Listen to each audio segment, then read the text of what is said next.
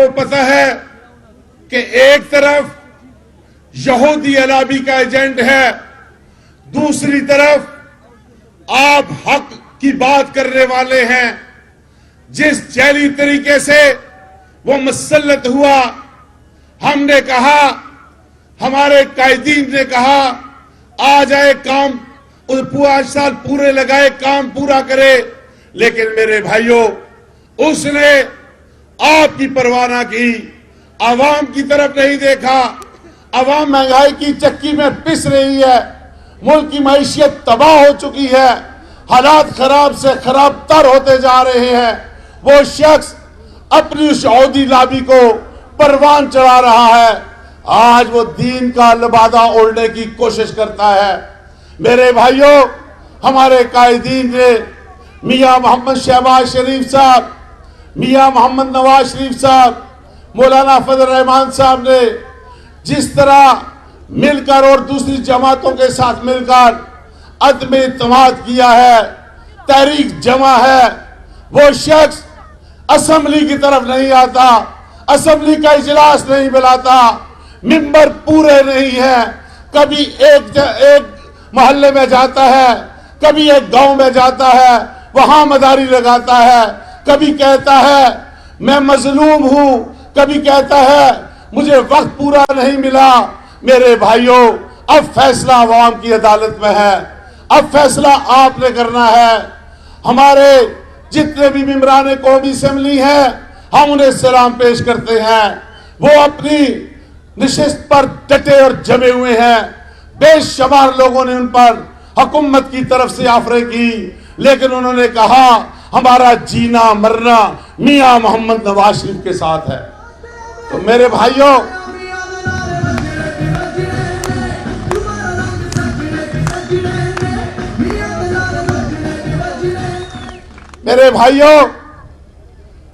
आज worker convention आपके इलाके में है। मैं एक पार्टी का वर्कर होने के नाते जिम्मेदारी के साथ आपके पास आया हूं। आप मेरे साथ वादा करेंगे कि पार्टी की कॉल आएगी, जिस दिन पार्टी आपको रावलपिंडी बुलाएगी, आप वहां आएंगे? हाथ खड़ा करके बताएं, आएंगे? तो मेरे भाइयों, अगर आपका काफिला रावलपिंडी आएगा तो बनीगाला से इसका जनाजा निकाल देंगे मेरे भाई, तब आपको पता चलेगा इसके पास अक्सरियत खो चुका है, इतादीस को छोड़ चुके हैं, अपने बंदे से छोड़ चुके हैं। अब मेरे भाइयों, वो फरार का रास्ता इख्तियार करना चाहता है। तो मैं मेरे भाइयों इस अपील के साथ कायदीन की मौजूदगी में आपके पास आया हूं। जिस तरह पहले मलिक उमर फारूक साहब, सरफराज साहब, जिशान बाग साहब, फयाज तनौली साहब और इनका काफिला, इनकी पूरी टीम, जिस तरह हमारे वाइस प्रेसिडेंट साहबान बैठे हुए हैं, मेंबरान गैंग बोर्ड बैठे हुए हैं, जिस तरह आप निकलेंगे, इंशाल्लाह मेरे भाइयों हम आपका रावलपिंडी में इस्तकबाल करेंगे और इंशाल्लाह मेरे भाइयों आपके इस चाटे मारते समुद्र से उसको वहां से भगा के निकालेंगे। अल्लाह ताला आपका मेरा हामी नासिर हो। वह मैं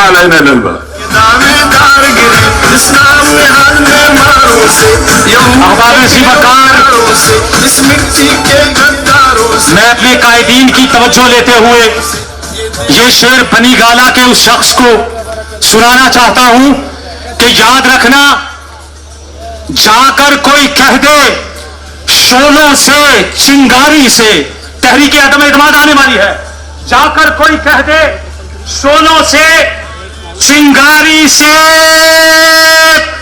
फूल इस बार खिले हैं बड़ी तैयारी से, फूल इस बार खिले हैं बड़ी तैयारी से। अबाबिल ज़ीवकार खड़े होके इस शहजादे का रियल में जो फर्जंद रावलपिंडी है, आज के कामयाब वर्कर्स कन्वेंशन का सारा सेहरा उसी शख्स के सर पर है। खड़े हो जाइए और इस शहजादे का इस्तकबाल कीजिए। खड़े हो जाइए, पूरा मजमा खड़ा होकर अपने इस महबूब कायद का, अपने इस लीडर का इस्तकबाल करेगा। रावलपिंडी फर्जंद रावलपिंडी सदर रावलपिंडी डिवीजन हाजी मलिक उमर फारूक।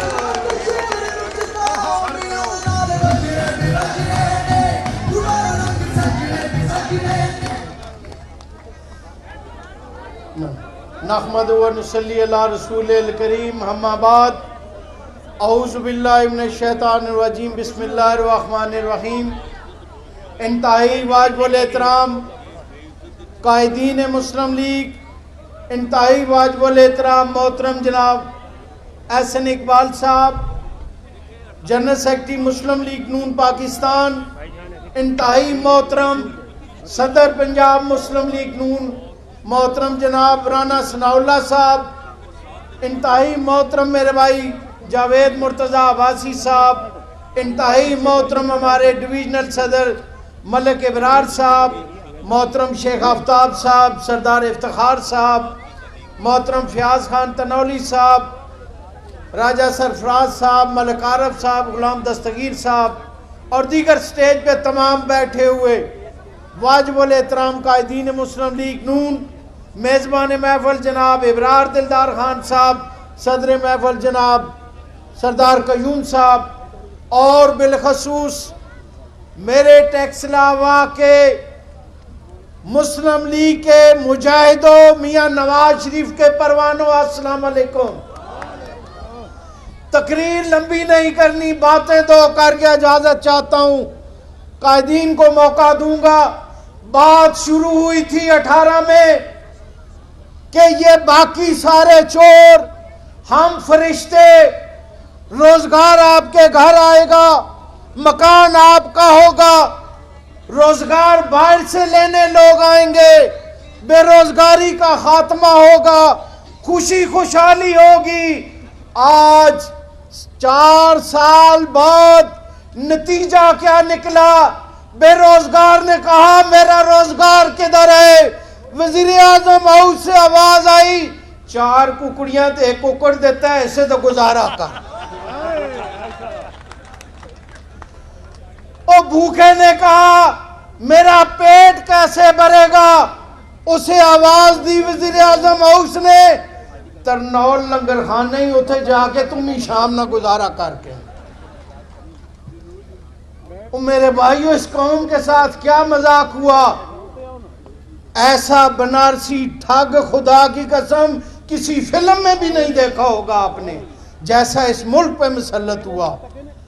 और आज इनका दिया बुझा हुआ है। मियां नवाज शरीफ के मुजाहिदों, आपको सलाम पेश करता हूं।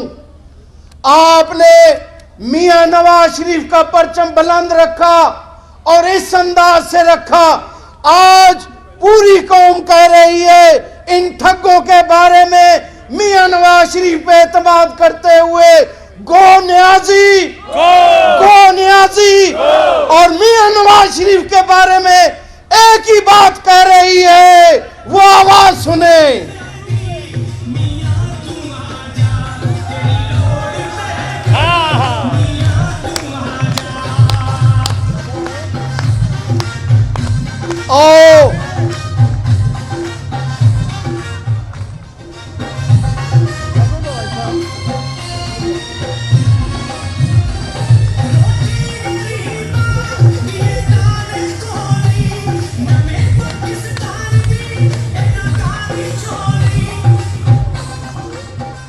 और एक और आखिरी बात करके इजाजत चाहता हूं। साडे शरीक भी आजकल एडी लम्मी जुबान मियां नवाज शरीफ ने बारे च की हुई है। जिन्होंने चंद घंटे वजारत में रह गए, वो कह रहे हैं मियां नवाज शरीफ चोर। और चोर, आप लोगों को तो अब छुपने की जगह नहीं मिल रही। आप लोग किसी के भी नहीं, न कल बेनजीर के थे, न मुशर्रफ के थे, न चौधरी शजात के थे, न शौकत अजीज के रहे। आज इमरान पे बुरा वक्त आया, मुस्लिम लीग का दरवाजा आपने नाक किया। मुस्लिम लीग ने कहा तारीखी, रवायती और मुसलसल तसलसल के साथ जो लौटे हैं ان کی مسلم لیگ میں کوئی جگہ نہیں. اس لیے اب آپ کہتے ہو کہ مسلم لیگ چور. انشاءاللہ چوروں کے گھر تک مسلم لیگ کے مجاہد چھوڑ کے آئیں گے اور انشاءاللہ آنے والے وقت میں پورے ٹیکس راوا کی آواز ایک ہی ہوگی, شیر شیر شیر. معزز حضرات, ہمارے مہمان مرتضی جاوید عباسی صاحب ملتمس ہوں آئیں اور اپنے بیانات عالیہ سے ملفوظ.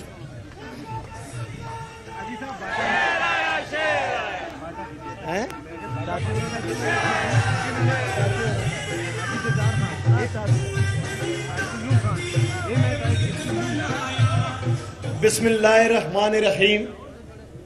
مرکزی سیکرٹری جنرل پاکستان مسلم لیگ نون جناب احسن اقبال صاحب, رانا ثناء اللہ صاحب,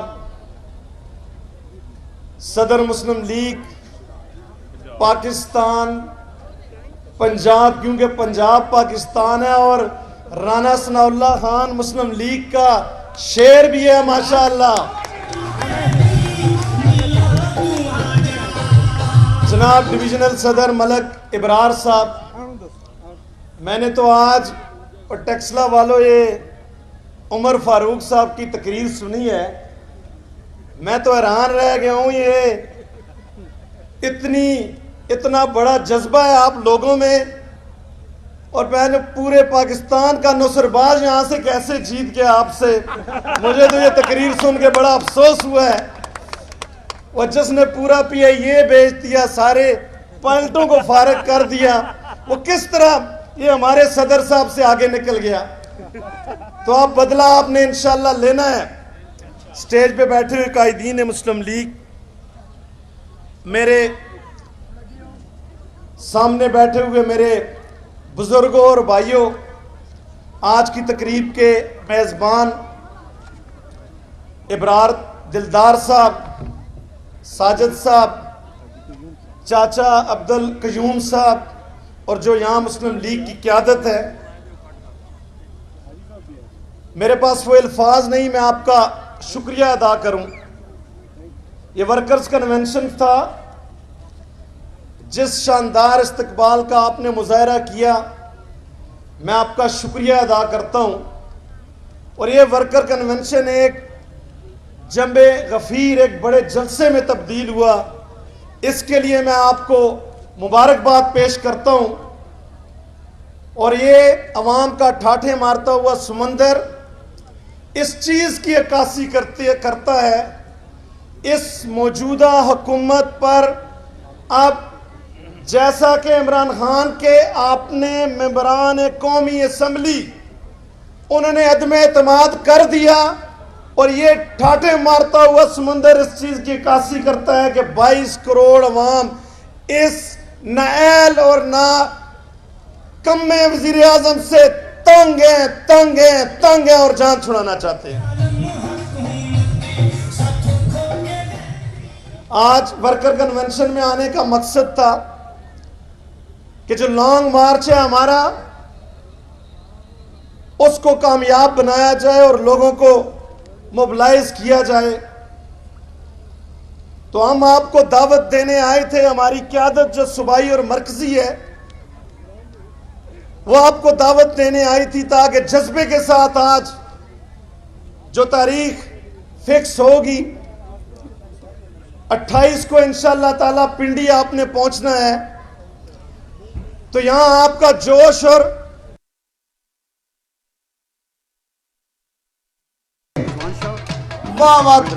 لٹی علیہ حوصلہ افزائیت خدا کے فضل و کرم سے, اور آپ آنکھ اٹھا کے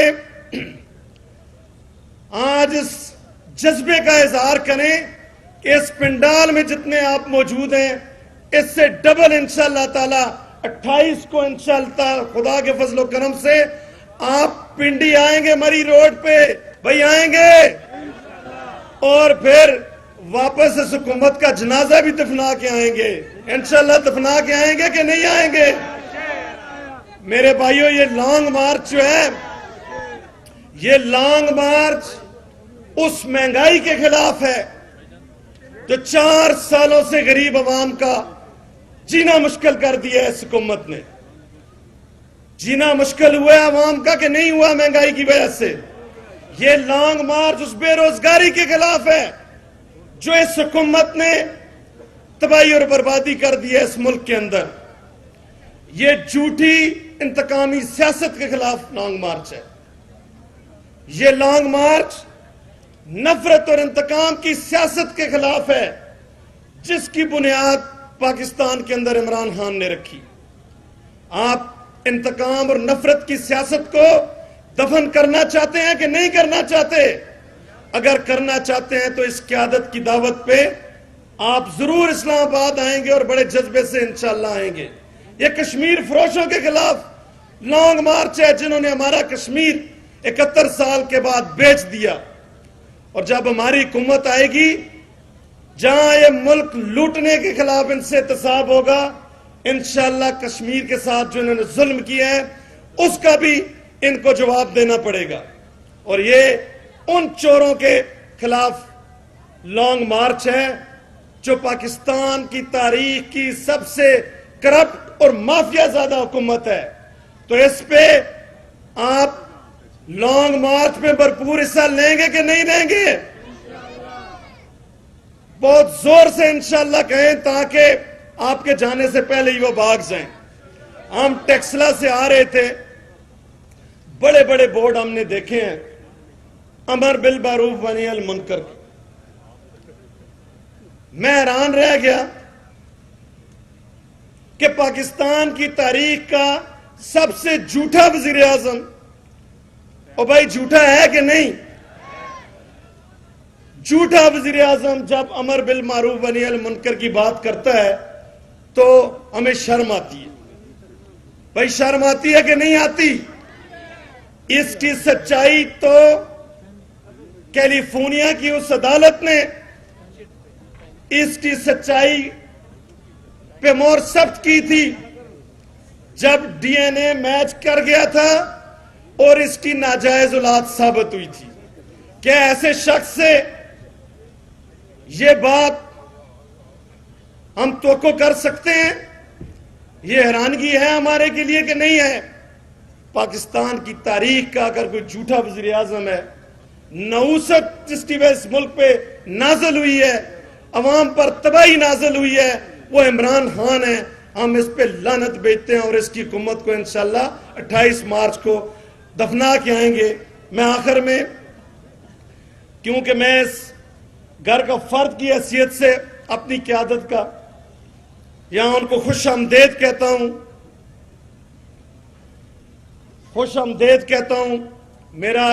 میرے والد صاحب کا ان سے ایک بہت پرانا تعلق ہے اور میں امید کرتا ہوں انشاءاللہ آج مجھے خوشی بھی ہوئی ہے ان کا جلسہ دیکھ کے, اور میں امید کرتا ہوں انشاءاللہ جس جذبے کے ساتھ انہوں نے مسلم لیگ کا جھنڈا پکڑا ہے انشاءاللہ اپنے قائد نواز شریف اور مسلم لیگ کا مرتے دم تک ساتھ نبھائیں گے اور مسلم لیگ کا ساتھ دیں گے. اسلام زندہ باد, پاکستان پائندہ باد. ہمیں معلوم ہے تم کو ستم ڈھانا بھی آتا ہے, یقین کر ہے ستمگر ہم کو ڈٹ جانا بھی آتا ہے. اور یوم پاکستان کے حوالے سے قائد کا حکم ہے کہ پاکستان کی عزت کی خاطر ہم دیوانوں کو گریباں چاک کر کے گولیاں کھانا بھی آتا ہے. 28 کو فیصلہ ہونے جا رہا ہے. ملتمس ہوں قائد پنجاب نواز شریف کا شعر بس نام ہی کافی ہے, جب بولتا ہے تو تبدیلی کے سارے مہرے تبدیل ہو جاتے ہیں. استقبال کیجئے گا ٹیکسلا والوں.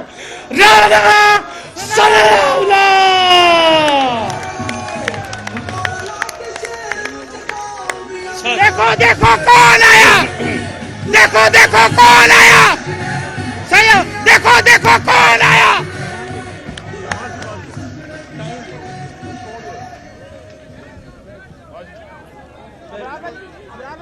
یہ سائڈ پہ ہو جائیں اب آپ.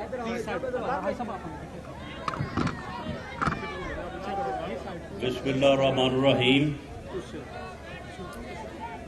آج کے اس ورکرز کنونشن کے میزبان صاحبان،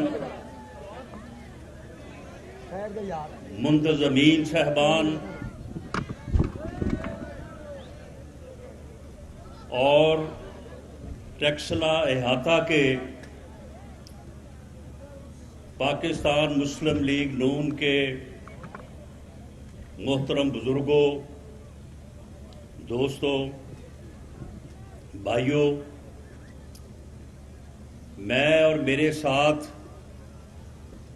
ہماری پارٹی کے سیکرٹری جنرل چودھری احسن اقبال صاحب، عباسی صاحب، ملک ابرار صاحب، آج آپ کی خدمت میں ہم حاضر ہوئے ہیں کہ آپ کو دعوت دیں کہ آپ نے 28 مارچ کو، یہ پہلے 26 تاریخ تھی لیکن اسے اب 2 دن آگے کیا گیا ہے، 25 کو قومی اسمبلی کے اجلاس کی وجہ سے اور 24 کو سپریم کورٹ میں جو سماعت ہو رہی ہے کہ اب انشاءاللہ تعالی 26 کو جو ہے وہ لانگ مارچ کا قافلہ جو ہے وہ لاہور سے چلے گا. مریم نواز شریف اور حمزہ شہباز صاحب اس کی قیادت کریں گے اور یہ لانگ مارچ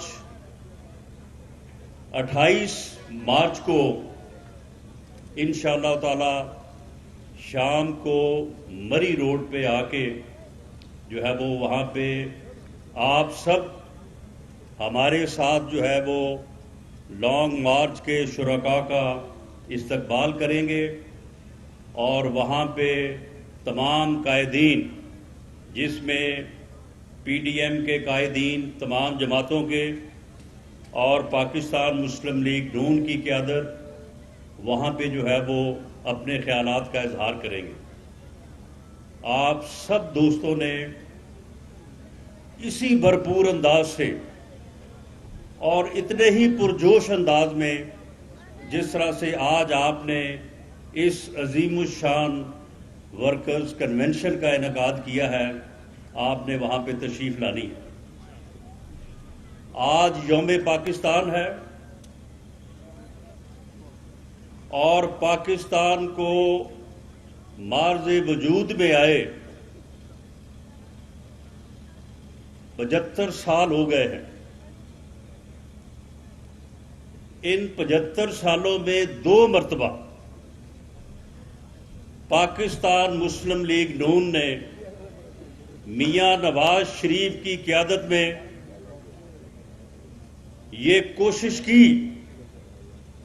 کہ پاکستان جو ہے وہ آگے بڑھ جائے اور پاکستان بھی دنیا کے ان ملکوں میں شامل ہو جائے جو ترقی پذیر نہیں بلکہ ترقی یافتہ ملک ہیں، جہاں پہ عوام خوشحال ہیں اور اس ملک اور ان ملکوں نے اپنے مسائل کے اوپر قابو پا لیا ہے.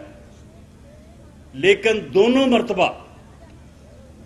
مرتبہ ایک سازش کے تحت پاکستان مسلم لیگ نون کو اور میاں نواز شریف کو روکا گیا اور اس ملک اور اس قوم سے دھوکہ کیا گیا، فراڈ کیا گیا، ظلم کیا گیا. یہ 20-22 سال کی بات ہے کہ جب ہندوستان نے 5 ایٹمی دھماکے کیے اور اسی دن 11 مئی 1998 کو آپ میں سے بہت سارے بزرگوں کو یہ بات یاد ہوگی کہ ایل کے اڈوانی اس وقت وزیر داخلہ تھا ہندوستان کا، تو اس نے کہا آ کے ٹیلی ویژن پہ کہ اب پاکستان کو ہندوستان سے بات کرنے کا طریقہ سیکھنا چاہیے. پاکستانی قوم کو معلوم ہونا چاہیے کہ اب ہم ایٹمی قوت ہیں, ہمارے ساتھ کس طرح سے بات کرنی ہے. پوری قوم فکر مند تھی,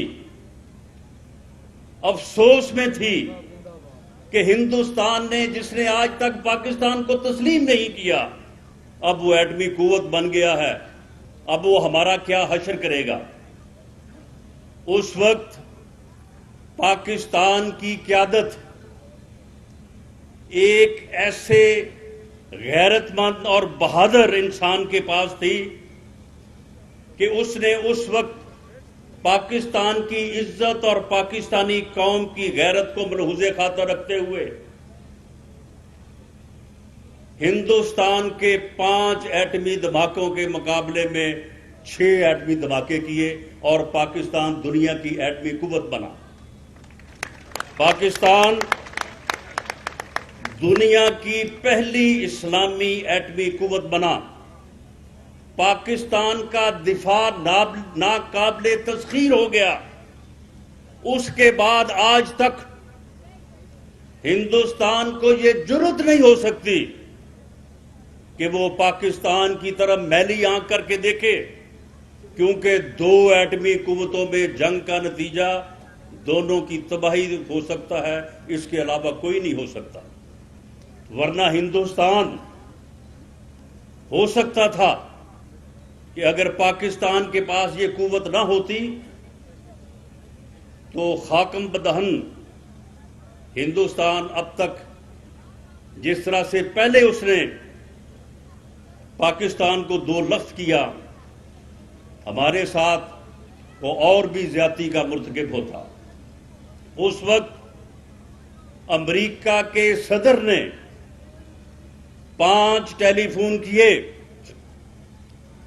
کہ خبردار اگر پاکستان نے ایٹمی دھماکے کیے, کیونکہ دنیا کو کوئی مسلمان ملک ایٹمی قوت کے طور پہ گوارا نہیں ہے.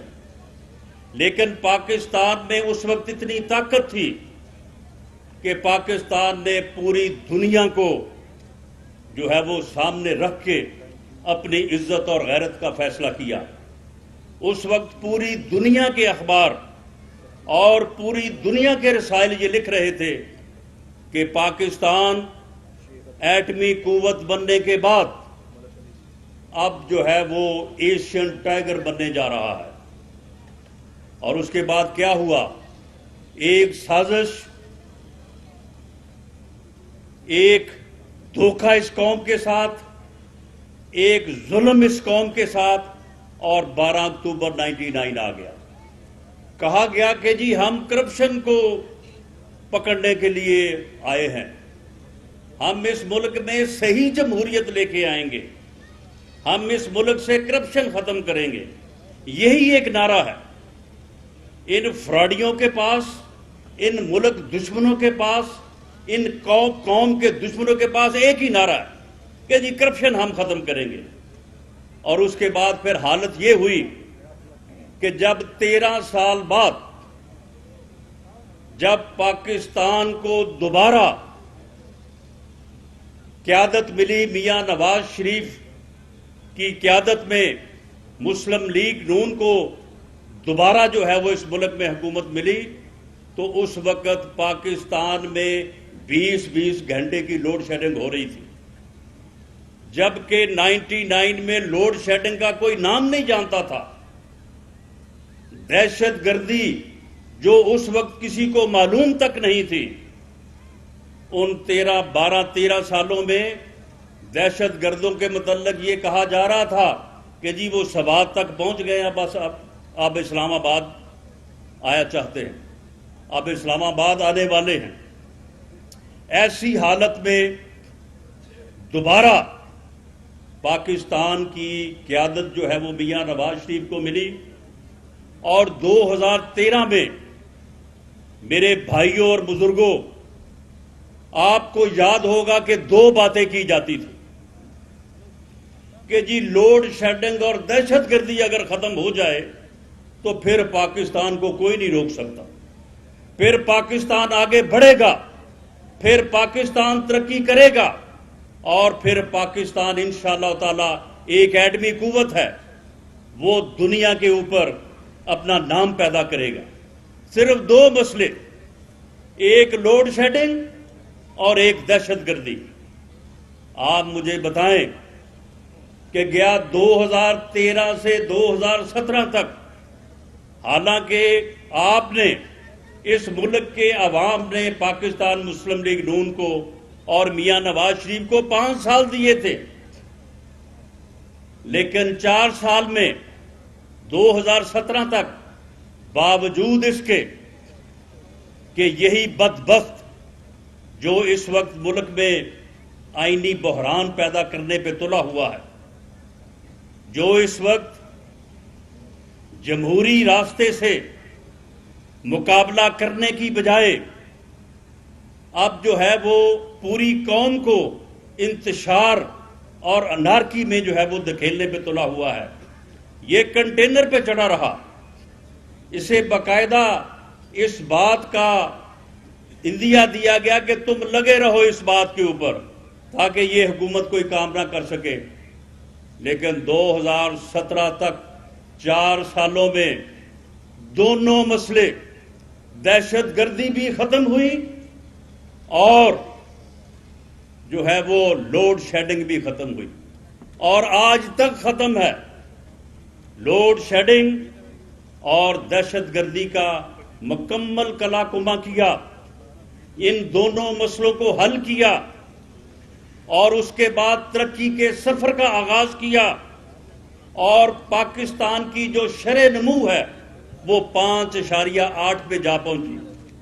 پوری دنیا یہ کہتی ہے کہ اگر یہ 6 پہ پہنچ جائے تو اس کے بعد ملک جو ہے وہ دن دگنی اور رات چگنی ترقی کرتا ہے، روزگار پیدا ہوتا ہے، خوشحالی آتی ہے، لوگ جو ہے وہ خوشحال ہوتے ہیں۔ تو جب یہ وقت آیا تو اس کے بعد دوبارہ پھر 28 جولائی اور ایک وہ بابا رحم تھے جو کہ بدبخت انسان اب وہ لانتی بن کے جو ہے وہ چلا پھرتا ہے لوگوں میں۔ خدا کی قسم وہ کسی محفل میں جاتا ہے، کسی شادی یا کسی فنکشن میں جاتا ہے، خدا کی قسم ہم بھی لاہور کے رہنے والے ہیں، لوگ اسے ہاتھ نہیں ملاتے، لوگ اسے دیکھ کے نفرت کرتے ہیں۔ ایک سازش کے تحت میاں نواز شریف کو نااہل کیا گیا، حکومت سے علیحدہ کیا گیا، اور اس بدبخت کے ذریعے سے قوم کو سہانے خواب دکھائے گئے۔ کہا گیا کہ جی 1 کروڑ نوکری دے گا، یہ 50 لاکھ گھر بنائے گا۔ اس کا ایک وزیر ہے جسے لوگ دیکھ کے کوئی اس قسم کی جو ہے وہ لوگوں کے ذہن میں خیالات آتے ہیں کہ میں ان کا ذکر نہیں کر سکتا۔ وہ کہتا تھا کہ جی عمران خان آئے گی، سب کی فائل منگوائے گی، حالانکہ اس کی اپنی فائل جو ہے وہ ہر وقت عمران خان کے پاس ہوتی ہے، سب کی فائل منگوائے گی اور $200 ارب 3 دن میں پاکستان لائے گی۔ $100 ارب جو ہے وہ قرضہ ادا کر دیں گے اور $100 ارب جو ہے وہ لوگوں پہ لگا دیں۔ اس قسم کا جھوٹ بولا گیا، اس قسم کا فراڈ کیا گیا، اور اس آدمی کو، اس نااہل اور نالائق ٹولے کو اس ملک کی قسمت کے اوپر مسلط کیا گیا۔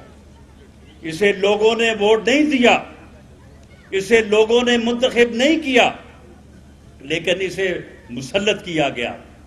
اور 3.5 سالوں میں میرے بھائیوں، میں بات کو مختصر کرتا ہوں، 3.5-4 سالوں میں اس نے کوئی ڈیولپمنٹ نہیں کی، کوئی عوامی ترقی کا منصوبہ شروع نہیں کیا، کوئی اس کا ویژن نہیں، کوئی اس کی سوچ نہیں، اس کا بس ایک ہی سوچ ہے، میں اس کو نہیں چھوڑوں گا، میں اس کو نہیں چھوڑوں گا، میں اس کو نہیں چھوڑوں گا، بس یہی باتیں ہیں اس کی، میں فلاں کو بھی نہیں چھوڑوں گا، میں فلاں کو بھی نہیں چھوڑوں گا۔ اسے کوئی سمجھائے یہ تکبر اور یہ متکبر لہجہ جو ہے یہ تو صرف خدا کی ذات کو سزاوار ہے. انسان کی کیا اوقات ہے کہ وہ ایک کہے کہ جی میں فلاں کو جو ہے وہ نہیں چھوڑوں گا, میں فلاں کو نہیں چھوڑوں گا. اور یہ 4 سال تک اس ملک میں ایسی پالیسیاں اپنائی گئیں کہ غریب آدمی کا جینا مشکل نہیں ناممکن ہو گیا. ایسی پالیسیاں اپنائی گئیں کہ ہر چیز جو عام آدمی کی ضرورت میں ہے اس کی قیمتیں جو ہیں وہ 100 گنا نہیں 200 سے 400 گنا جو ہے وہ زیادہ ہو گئی.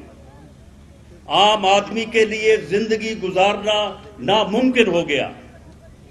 تو ایسی صورت میں یہ عدم اعتماد کی تحریک جو ایک جمہوری طریقہ ہے یہ پاکستان مسلم لیگ نون نے پیش نہیں کی, یا اسے خیال نہیں آیا, یا پی ڈی ایم نے یا اور جماعتوں نے پیش نہیں کی, یہ عوام کے مطالبے پہ پیش کی گئی.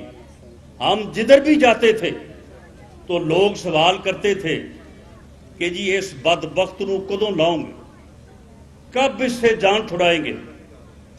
تو یہ عدم اعتماد کی تحریک پیش کی گئی ہے, اور اب اس عدم اعتماد کی تحریک کے پیش کرنے کے بعد بجائے اس کے کہ یہ ایک جمہوری طریقے سے مقابلہ کرے, یہ وہاں اسمبلی کے اندر اپنی اکثریت ثابت کرے, اور اگر اکثریت ثابت نہ ہو کر سکے تو پھر باعزت طریقے سے استعفیٰ دے دے.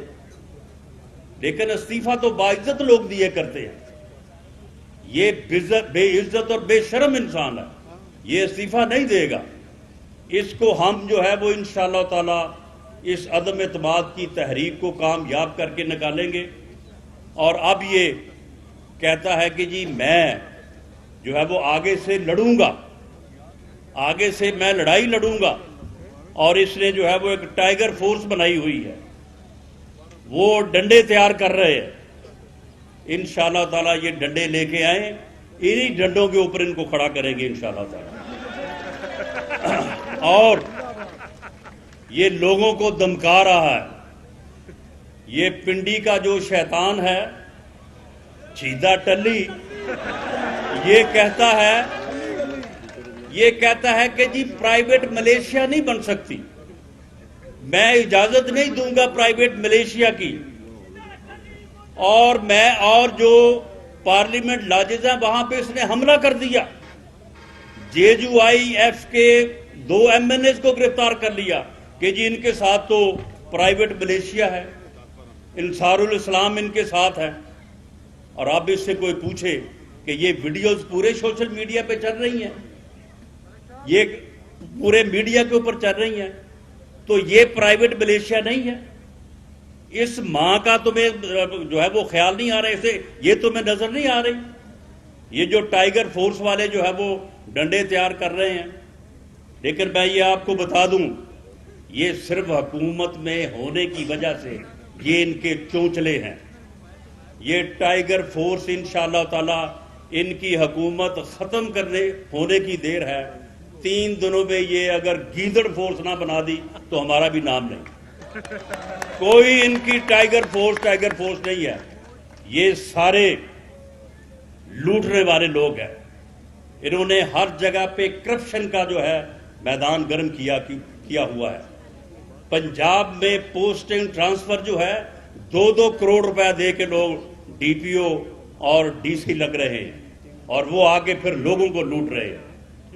تو اس طرح سے انہوں نے نہ صرف اس ملک کو لوٹا, اس ملک میں کرپشن کے بازار کو جو ہے وہ گرم کیا, بلکہ انہوں نے اس قوم کی سیاسی اقدار اور اخلاقیات کا بھی جو ہے وہ جنازہ نکال دیا. تو اس لیے اب اس قوم کے پاس ان کو مزید برداشت کرنے کے لیے جو ہے وہ کوئی جگہ نہیں ہے. انشاءاللہ تعالی یہ عدم اعتماد کی تحریک جو ہے یہ کامیاب ہوگی, اور یہ گیدڑ بھبکیاں جو لگا رہا ہے اور یہ اس طرح سے لوگوں کو مروب کرنے کی جو کوشش کر رہا ہے, جن لوگوں نے جو اس کی پارٹی سے تھے اور انہوں نے اس کے سامنے کھڑے ہو کے اس کی پالیسیوں کے اوپر عدم اعتماد کیا ہے، ان کے گھروں کے گھیراؤ کروانے اور انہیں جو ہے وہ ڈرانے کی کوشش کر رہا ہے. تو اس کے لیے ہم نے اب جو ہے وہ میدان میں آنے کا فیصلہ کیا ہے. انشاءاللہ تعالی یہ لانگ مارچ جو ہے یہ آپ دیکھیں گے کہ پورا پنجاب اللہ کے فضل سے لاہور سے لے کے راول پنڈی تک جو ہے وہ سڑکوں پہ ہوگا. پورے پنجاب سے قافلے جو ہے اس دن راول پنڈی آئیں گے اور آ کے انشاءاللہ تعالی اس تحریک کی کامیابی کے اوپر جو ہے وہ اپنی مہر ثابت کریں گے. آپ تمام دوستوں نے بھرپور طریقے سے اس دن راول پنڈی جو ہے وہ آنا ہے اور آ کے جلسہ گاہ کے پنڈال میں بیٹھنا ہے آپ نے، تاکہ وہاں پہ جو ہے وہ اس جلسہ کی کامیابی اور جو ہمارے قائدین ہیں ان کی تقاریر آپ سن سکیں. اور اس کے بعد انشاءاللہ تعالی دوبارہ میاں نواز شریف کی قیادت میں اس ملک کی ترقی کا وہی سفر جو 31 مئی 2018 کو روکا تھا، انشاءاللہ تعالی اسے وہیں سے جو ہے وہ شروع کریں گے. پاکستان زندہ باد، میاں نواز شریف زندہ باد.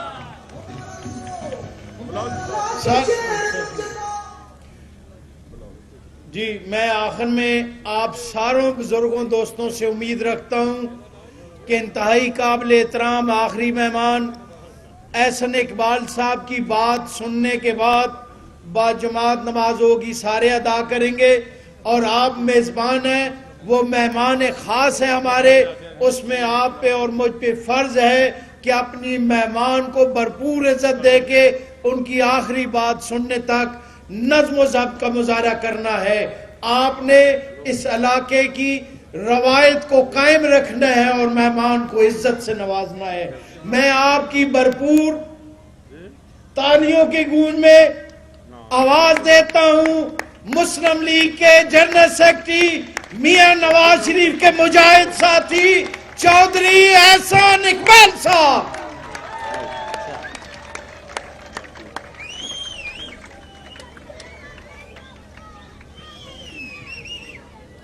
بسم اللہ الرحمن الرحیم. جناب رانا ثناء اللہ صاحب، صدر مسلم لیگ نون پنجاب، جناب ملک ابرار صاحب، صدر مسلم لیگ نون راول پنڈی ڈویژن، جناب ملک عمر فاروق صاحب اور مسلم لیگ نون ٹیکسلا کے میرے ساتھیوں، بزرگوں، دوستوں، آج آپ کا یہ جوش و خروش دیکھ کر مجھے کوئی شک نہیں. میں 2 منٹ ذرا اذان کا وقفہ کرتا ہوں.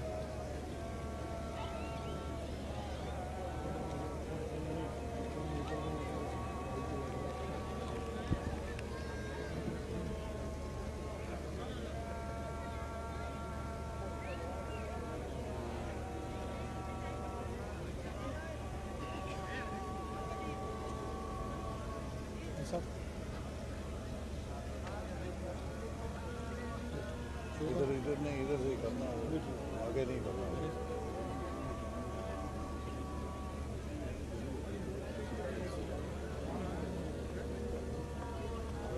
چیک کریں گے.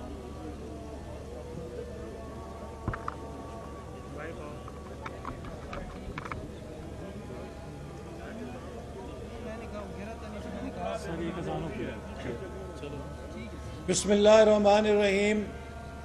میرے بھائیوں اور دوستوں اور مسلم لیگ نون کے شیروں، آج آپ کا یہ کامیاب کنونشن اس بات کا ثبوت ہے کہ اب عمران نیازی کا مقدر شکست بن چکی ہے، اور وہ دھوکہ اور فراڈ جو عمران نیازی نے اس قوم کے ساتھ 4 سال کیا، اب وہ ختم ہونے کو ہے.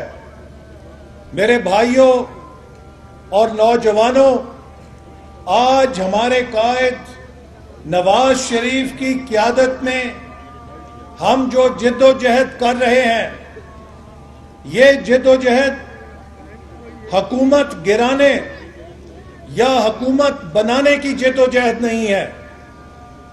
آج 23 مارچ کا دن ہے. یہ وہ دن ہے کہ جس دن قائد اعظم کی قیادت میں مسلمانان جنوبی ایشیا نے ایک خواب دیکھا تھا کہ ہم دنیا کو ثابت کریں گے کہ ہم اپنے نبی حضرت محمد مصطفیٰ صلی اللہ علیہ وسلم کے امتی، اللہ اور اللہ کے رسول کی تعلیمات کے مطابق دنیا میں ایک کامیاب ریاست بنا کے دکھا سکتے ہیں. ہم نے اپنے لوگوں سے اور دنیا سے ایک وعدہ کیا تھا کہ ہم ایک ایسا ملک بنائیں گے جس میں سب مل کر، اس کی کوئی نسل، کوئی رنگ، کوئی مذہب ہو، وہ ایک خاندان کی طرح مل کر رہیں گے. وہاں غربت، بے روزگاری اور ناانصافی کا خاتمہ ہوگا، اور پاکستان دنیا کا ایک ترقی یافتہ ملک بنے گا. میرے بھائیوں، 2022 ہماری آزادی کا 75واں سال ہے. آج ہم سب کو سوچنے کا موقع ہے کہ ہندوستان کیوں ہم سے آگے نکل گیا. بنگلہ دیش جو 25 سال بعد ہمارے اپنے وجود سے نکل کر گیا، آج وہ فخریہ اشتہار لگا رہا ہے کہ 50 سالوں میں ہم نے پاکستان کو ہر شعبے میں پیچھے چھوڑ دیا ہے. کیا پاکستان کا یہ مقدر ہے کہ ہم غربت، بے روزگاری اور اس پسماندگی کا شکار رہیں، یا پاکستان کا یہ مقدر ہے کہ ہم دنیا کے سامنے ایک ترقی یافتہ ملک بنیں؟ میرے بھائیوں، ہم سب نے اپنی زندگی کی بڑی اننگز کھیل لی ہیں. اللہ کے فضل سے ہمارے قائد نواز شریف صاحب 3 دفعہ وزیر اعظم رہ چکے ہیں. ہم بھی 5 6 دفعہ اسمبلیوں کے رکن منتخب ہو چکے ہیں. بڑی بڑی اللہ کے فضل سے وزارتیں دیکھ لی ہیں. اب کسی کرسی کا کوئی لالچ نہیں ہے. اب اگر کوئی لالچ ہے تو یہ ہے کہ ہم ان بچوں کو ایک بہتر پاکستان دے کے جائیں. یہ جو بچے ہمارے سامنے نوجوان بیٹھے ہیں، ہم ان کو وہ پاکستان نہیں دے کے جانا چاہتے جس کو ہم نے 75 سال بھگتا ہے. ہم چاہتے ہیں کہ ان بچوں کو ایسا پاکستان دے کر جائیں جو معاشی طور پہ مضبوط ہو، جس میں ناانصافی نہ ہو، اور جس کے اندر انتہا پسندی اور دہشت گردی کے زہر کا کوئی وجود نہ ہو. ہر پاکستانی امن کے ساتھ اور بھائی چارے کے ساتھ رہ سکے. ہم ان کو وہ پاکستان دے کے جائیں جو قائد اعظم کا پاکستان تھا، جو علامہ اقبال کا پاکستان تھا. اور یہ پاکستان بنانے کے لیے ہمیں اس ملک کو پاکستان کے آئین کے اوپر کھڑا کرنا ہے. ہمیں اس ملک کو اس بنیاد پہ کھڑا کرنا ہے کہ جس پہ یہ ملک اکٹھا رہ سکتا ہے اور ترقی کر سکتا ہے۔ میرے بھائیوں، ہر نظام کی ایک بنیاد ہوتی ہے۔ اللہ تعالیٰ نے جب ہماری تخلیق کی تو ہماری ہدایت کے لیے ہمیں قرآن مجید جیسی کتاب دی کہ اگر اس کے اوپر چلو گے تو فلاح پاؤ گے اور اس سے ہٹو گے تو تباہ ہو جاؤ گے۔ آپ اگر ٹیلی فون لے کر آتے ہیں موبائل، تو موبائل فون بنانے والا آپ کو ایک کتابچہ دیتا ہے کہ اس کو فون کو ایسے استعمال کرو گے تو یہ ٹھیک چلے گا، ایسے استعمال اس کے خلاف کرو گے تو یہ فون جل جائے گا۔ آپ گاڑی لے کر آتے ہیں، اس کے ساتھ ایک کتاب ہوتی ہے۔ آپ ٹریکٹر لے کر آتے ہیں، اس کے ساتھ ایک کتاب ہوتی ہے۔ آپ واشنگ مشین لے کر آتے ہیں، اس کے ساتھ ایک کتاب ہوتی ہے۔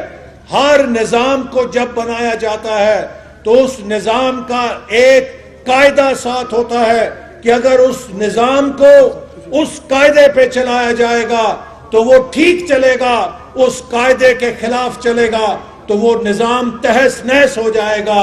جب ریاست بھی کھڑی کی جاتی ہے، جب ریاست بنائی جاتی ہے تو ریاست کا بھی ایک نظام ہوتا ہے، اس کا بھی ایک قاعدہ ہوتا ہے، اس کو آئین کہتے ہیں۔ اور جو ملک اپنے آئین پہ چلتا ہے وہ ترقی کرتا ہے، وہ پھلتا ہے، وہ پھولتا ہے، وہ مضبوط ہوتا ہے، وہ دو ٹکڑے نہیں ہوتا۔ اور جس ریاست کو آئین پہ نہیں چلایا جاتا وہ ٹکڑے ٹکڑے بھی ہوتا ہے، وہ کمزور بھی ہوتا ہے اور وہ کنگال بھی ہوتا ہے۔ پاکستان اگر 75 سال سے دھکے کھا رہا ہے، ٹامکٹوئیوں میں گھما ہوا ہے، تو میرے بھائیوں اس کی وجہ یہ ہے کہ ہم نے قائد اعظم کے پاکستان کو اس کے آئین پہ چلنے نہیں دیا۔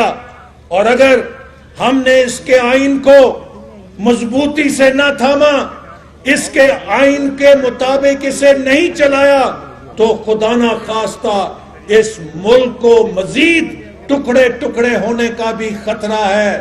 تو اس لیے آج ہمارے قائد کی جنگ، مسلم لیگ نون کی جنگ، اس ملک کے مستقبل کی جنگ ہے کہ اس ملک کو اگر مضبوط کرنا ہے، پاکستان کے عوام کو اگر خوشحال کرنا ہے، اگر مزدور کو، کسان کو، محنت کش کو خوشحال کرنا ہے تو پاکستان کو آئین پہ چلانا پڑے گا۔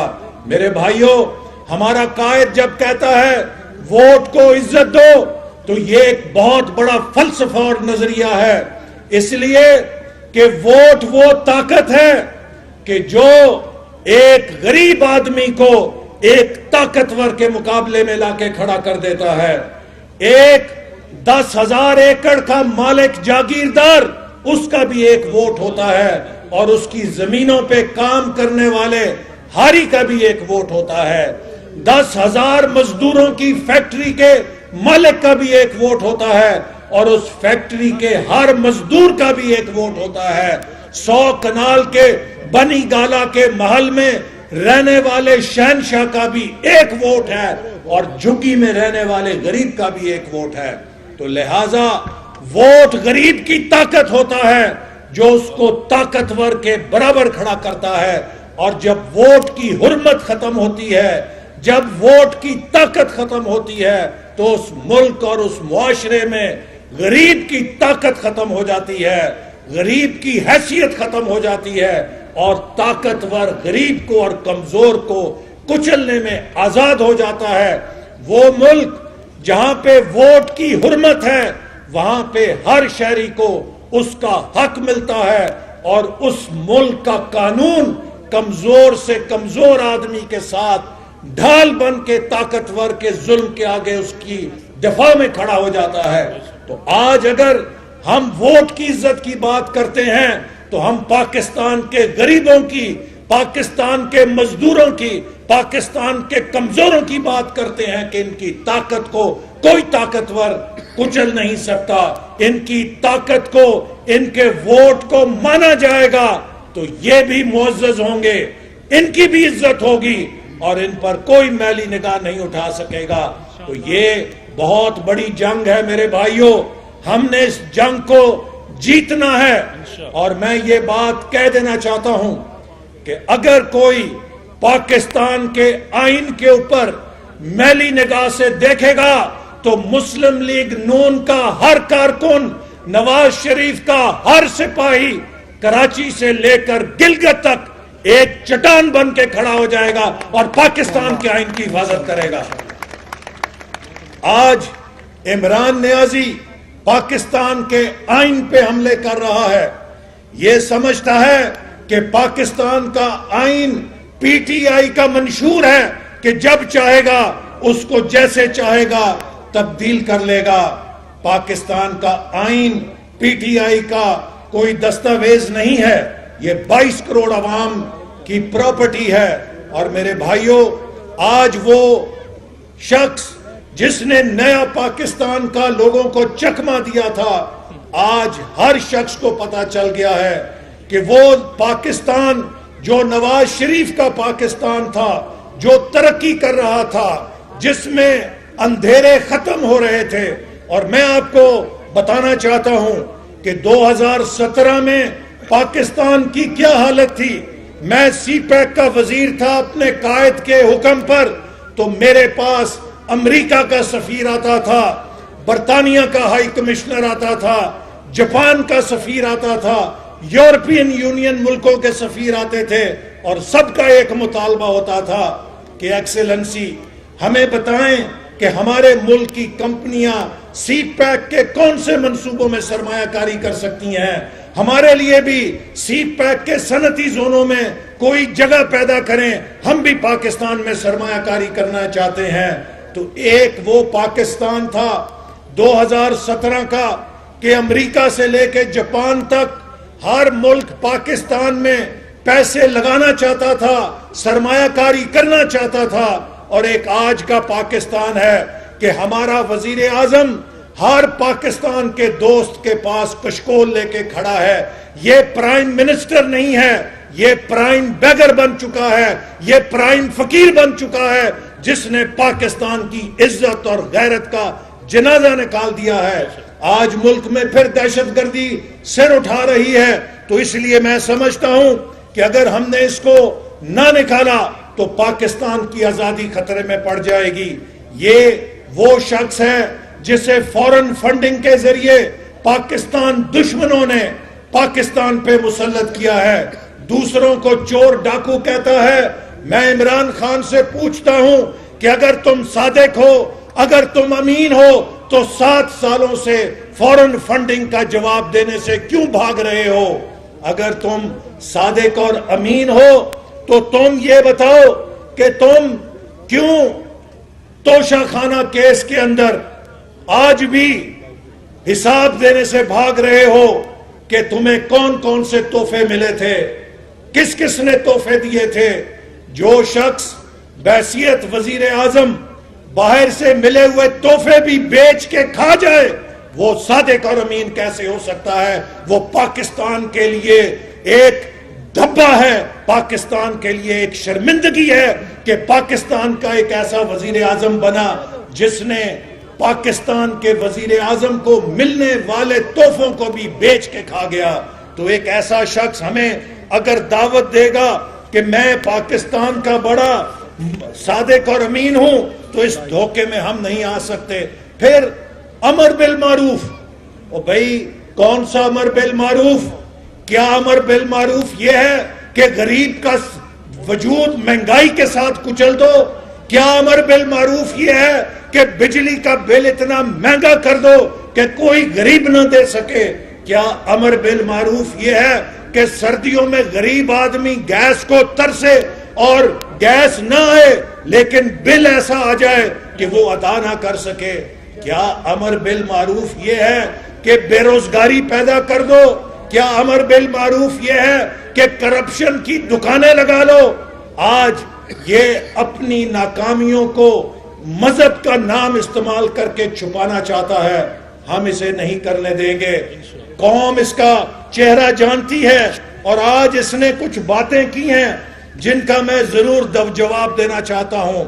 آج اس نے بڑک ماری ہے کہ میں استعفیٰ نہیں دوں گا، جی عمران نیازی صاحب، ہم بھی یہ سمجھتے ہیں کہ آپ کو استعفیٰ نہیں دینا چاہیے، اس لیے کہ تاریخ میں لکھا جانا چاہیے کہ پاکستانی قوم نے تحریک عدم اعتماد سے آپ کو ڈسمس کیا تھا۔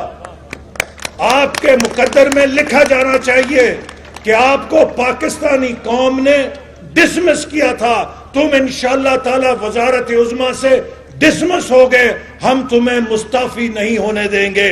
اور پھر یہ کہتا ہے کہ مجھے نکالا تو میں چپ نہیں رہوں گا۔ خان صاحب، جب تم نکلو گے تمہارے جو کرتوت قوم کے سامنے آئیں گے، تم تو کسی کو منہ نہیں دکھا سکو گے، چپ رہنے کی کیا بات کرتے ہو؟ آج پاکستانی قوم کے سامنے زیادہ زبانیں نہ کھلواؤ، لیکن انشاءاللہ مجھے یقین ہے کہ جب تم حکومت سے نکلو گے، تمہارے کالے کرتوت جب قوم کے سامنے آئیں گے تو تم پھر قوم کا سامنا نہیں کر سکو گے۔ تم کس کو ڈراتے ہو؟ چپ نہیں رہوں گا، بولنا، لیکن یہ قوم تمہاری بولتی بند کرا دے گی۔ اس قوم کا ایسا غیظ و غضب ہوگا۔ پھر آج یہ کہتا ہے کہ دیکھیں کون استعفیٰ دے گا۔ عمران خان، یہ استعفے کس سے لینے ہیں تم نے؟ تم کس کو دھمکیاں دے رہے ہو؟ تم ہم سے تو استعفے نہیں لے سکتے، اپوزیشن سے تو استعفے تم لے نہیں سکتے، تو اس کا مطلب یہ ہے کہ تمہارا اشارہ کہیں اور ہے۔ مجھے بتاؤ، کھل کے بات کرو کہ کیا چیف جسٹس کا استعفیٰ لینا ہے؟ کیا آرمی چیف کا استعفیٰ لینا ہے؟ کیا صدر پاکستان کا استعفیٰ لینا ہے؟ کس کا استعفیٰ لینا ہے؟ کس سے استعفے مانگ رہے ہو؟ کیوں دھمکیاں دے رہے ہو؟ یہ شخص حواس باختہ ہو گیا ہے اور اپنا اقتدار دیکھ کے اب یہ پاکستان کے اداروں کو برباد کرنے پہ تلا ہوا ہے۔ اس کے لوگوں نے سوشل میڈیا کے اوپر فوج کے خلاف اتنی غلیظ مہم چلائی کہ اب خود اس کے اوپر یہ شرمندہ ہو کے جیسے کہتے ہیں کہ گونگلو سے مٹی جھاڑ رہے ہیں، لیکن قوم کو پتا ہے کہ تمہارے ارادے کیا ہیں۔ اور میں ایک بات بہت ادب کے ساتھ، نہایت ہی ادب کے ساتھ، کسی گستاخی کا کوئی پہلو نہیں، لیکن سپریم کورٹ کے چیف جسٹس صاحب سے بھی ایک عرض کرنا چاہتا ہوں کہ جناب چیف جسٹس صاحب، عمران خان کے خلاف تحریک عدم اعتماد پاکستان کے قومی اسمبلی کے اراکین کا استحقاق ہے۔ یہ شخص اپنی ہار دیکھ کے سپریم کورٹ میں اپنے اور اپوزیشن کے درمیان سپریم کورٹ کو فریق بنانا چاہتا ہے۔ یہ سپریم کورٹ کو اپنی جنگ کے اندر جھونکنا چاہتا ہے، جیسے کہ سینٹ کے الیکشن میں بھی اس نے کوشش کی تھی کہ سپریم کورٹ کو اپنی ڈھال بنائے، اور اس وقت سپریم کورٹ نے بہت دانش مندی کے ساتھ جب ریفرنس بھیجا گیا تھا تو اس ریفرنس سے خود کو نکال کر کسی سیاسی تنازع میں حصہ بننے سے انکار کر دیا تھا۔ آج پاکستان کے آئین میں بہت واضح لکھا ہوا ہے کہ پاکستان میں کسی رکن اسمبلی کے اوپر کوئی پابندی نہیں، کوئی ایسی پابندی نہیں کہ وہ تاحیات نااہل ہو اگر وہ حکومت کے خلاف ووٹ دیتا ہے۔ آئین یہ لکھتا ہے اگر کوئی ممبر حکومت کے خلاف ووٹ دیتا ہے تو وہ ڈی سیٹ ہو کے دوبارہ الیکشن لڑ کے ایک قیمت ادا کرے گا حکومت کے خلاف ووٹ دینے کی۔ اور اگر حکومت کے ریفرنس کو درست مان لیا جائے تو پھر تو آئین میں سے عدم اعتماد کی شیکی نکالنی پڑے گی، اور پھر تو جو وزیر اعظم ایک دفعہ اعتماد کا ووٹ لے گا وہ 5 سال کے لیے ڈکٹیٹر بن کے بیٹھ جائے گا، چونکہ اس کے خلاف اعتماد کا ووٹ دینے والا عدم اعتماد کا ووٹ نہیں دے سکتا۔ تو لہٰذا میں امید کرتا ہوں کہ سپریم کورٹ اس موقع کے اوپر کہ جب عمران خان 178 اراکین سے جس نے اعتماد کا ووٹ لیا تھا، اس میں سے 15 اراکین پبلکلی عوام کے سامنے آ کے کہہ چکے ہیں کہ اب یہ ہمارے اعتماد کا حقدار نہیں ہے. اس کا مطلب یہ ہے کہ 163 پہ اس کی نمبر آ گیا ہے, اور اگر اتحادی جماعتوں کو بھی نکال دیا جائے تو عمران خان شاید 145 کے اوپر رہ جاتا ہے, جبکہ 172 کے اوپر اکثریت ہوتی ہے. آج اس وقت جب ہم بات کر رہے ہیں, عمران خان کے پاس 172 اراکین کا اعتماد نہیں ہے, وہ اقلیتی تعداد کا وزیر اعظم ہے, اور جو وزیر اعظم عدم اعتماد کا سامنا کر رہا ہو, جس کے خلاف اکثریت نے اپنا اظہار کر دیا ہو, وہ وزیر اعظم نہ کسی کو ڈسمس کر سکتا ہے, نہ وہ کسی سے استعفیٰ لے سکتا ہے, وہ صرف خود ہی ڈسمس ہو سکتا ہے. لہذا اپنی دھمکیاں اپنے پاس رکھو. کہتا ہے میرے پاس ٹرمپ کارڈ ہے. وہ عمران خان, وہ ٹرمپ تو ہار چکا ہے. وہ جس ٹرمپ کے پاس سے تم کارڈ لے کر آئے تھے, جیسے وہ ٹرمپ ہارا ہے, تم بھی انشاءاللہ تعالی ویسے ہی تاریخ کی ڈسٹ بن کے اندر جانے والے ہو, اور تمہارا کوئی نام نہیں لے گا.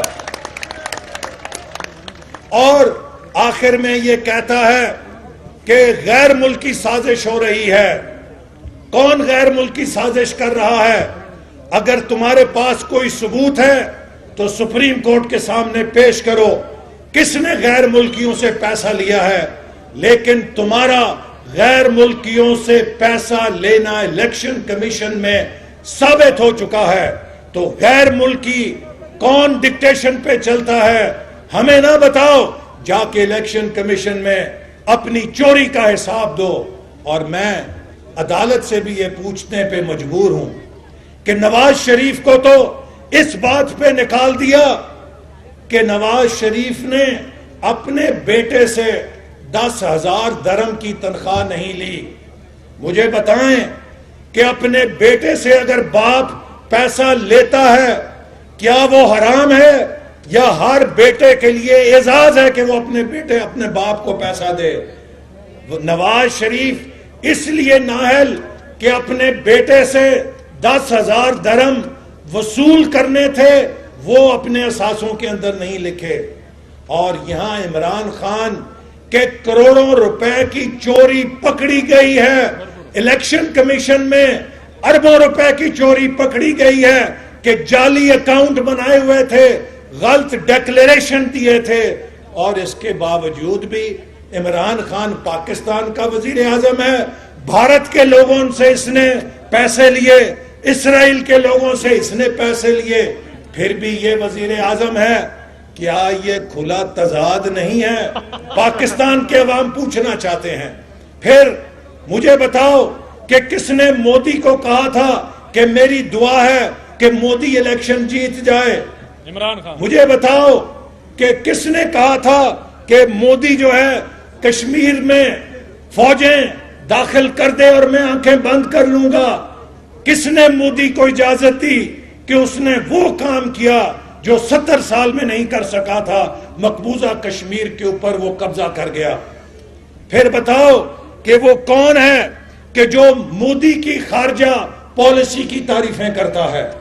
مجھے بتائیں, پاکستان کا کوئی وزیر اعظم 4 سال سے اقتدار میں ہے اور اپنے لوگوں کو کہتا ہے پاکستان کی ناکام خارجہ پالیسی ہے, وہ دیکھو بھارت کی بڑی کامیاب خارجہ پالیسی ہے. مودی کے حمایتی عمران خان کے بیانوں کو اپنے لیے بہت بڑی ایک انڈورسمنٹ, اپنے لیے ایک بہت بڑی مہر کے طور پہ پوری بھارت میں پرچار کر رہے ہیں. تو ہمارا وزیر اعظم اگر مودی کا پروپیگنڈا کر رہا ہے تو یہ محب وطن ہے, اور وہ نواز شریف کہ جس نے امریکہ کے صدروں کے 5 فونوں کو مسترد کر کے پاکستان کے سر کے اوپر ایٹم بم کی چھتری رکھی, اس کو تم کہتے ہو کہ وہ غیر ملکی ایجنٹ ہے. بھارت کا میزائل پاکستان کے اندر گھسایا, 2 دن تک یہ حکومت سوئی نہیں. اس حکومت کو پتہ نہیں تھا کہ بھارت کا میزائل میاں چنو کے اندر آ گیا ہے. آج تم نے پاکستان کی یہ حالت کر دی ہے. تم پاکستان کی मईशत के लिए खतरा बन चुके हो, तुम पाकिस्तान की सलामती के लिए खतरा बन चुके हो, तुम पाकिस्तान के दिफा के लिए खतरा बन चुके हो, तुम पाकिस्तान की खारजा पॉलिसी के लिए खतरा बन चुके हो। तुम कहते हो कि मैं असूलों की जंग लड़ रहा हूं। तुम्हारे कौन से असूल हैं? तुम तो दुनिया में यू टर्न के वर्ल्ड चैंपियन बन चुके हो। किन असूलों की बात बताते हो? तुमने पाकिस्तान के शुगर माफिया, आटा माफिया, तेल माफिया, स्मगलिंग माफिया, मुनाफा खोश, जितना स्टॉकिस्ट माफिया, सबको अपनी काबीना में बिठाया हुआ है। उनके ऊपर छतरी रखी हुई है। चीनी महंगी, आटा महंगा, दवाइयां महंगी, तेल महंगा, हर दुनिया की चीज के ऊपर सट्टा तुम्हारे लोग चलाते हैं और तुम कहते हो कि मैं असूलों की जंग लड़ रहा हूं। अब तुम्हारे चेहरे का एक एक पर्दा गिर चुका है। अब इंशाअल्लाह ताला इंतजार करो। ये तहरीके अदम एतमाद तुम्हें पाकिस्तान की सियासत से हमेशा के लिए तुम्हारा सफा फाड़ के वहां पहुंचाएगी जहां तुम्हें 2014 में पहुंचना चाहिए था। हमारी गलती है कि पार्लियामेंट पे हमले के बाद हमने तुम्हें मुकदमा चला के अडियाला जेल में बंद नहीं किया। तुम्हें 2014 में पार्लियामेंट के ऊपर हमला करने के जुर्म में अडियाला जेल जाना चाहिए था। लेकिन अब कश्मीर का सौदा करने, पाकिस्तान की मईशत तबाह करने, पाकिस्तान को दुनिया का सबसे बड़ा करप्ट मुल्क बर्बाद बनाने और सी पैक जैसा मंसूबा तबाह करने के जुर्म में तुम्हारे खिलाफ मुकदमे चलेंगे इंशाल्लाह और तुम अडियाला जेल में हो गए। मेरे भाइयों, 28 तारीख को किसी ने घर में नहीं बैठना। ये जंग पाकिस्तान की जंग है। अगर अपने बच्चों के मुस्तकबिल को अजीज जानते हो, अगर गरीब आदमी अपनी गुर्बत और इस महंगाई के खिलाफ आवाज बुलंद करना चाहता है तो हर शख्स का फर्ज है कि पिंडी को पहुंच के वो तारीखी जलसा करे कि दुनिया देखे कि इमरान खान की असलियत क्या है और पाकिस्तानी कौम का फैसला क्या है। पाकिस्तान, मुस्लिम लीग नून, नवाज शरीफ, शहबाज शरीफ, आबावेसी वकार, हाजी इमरान खान, कायदे रावलपिंडी को अभी शाहिद खाकान अब्बासी साहब का फोन आया है कि वो किसी वजह से, चूंकि वो शहबाज शरीफ साहब के साथ और मौलाना फजल रहमान साहब मीटिंग में थे, इस वजह से वो उन्होंने माजरत की और जल्द आने का वादा किया। यारा भराओ बड़ा शुक्रिया सेना ते छोटी जी गल रह गई, ये खाना भी नाल वाली मार्केट च लगे है, खाना खा के जाओ। इस जलसे रोकने वास्ते बड़े बड़े हरबे इस्तेमाल होए नो।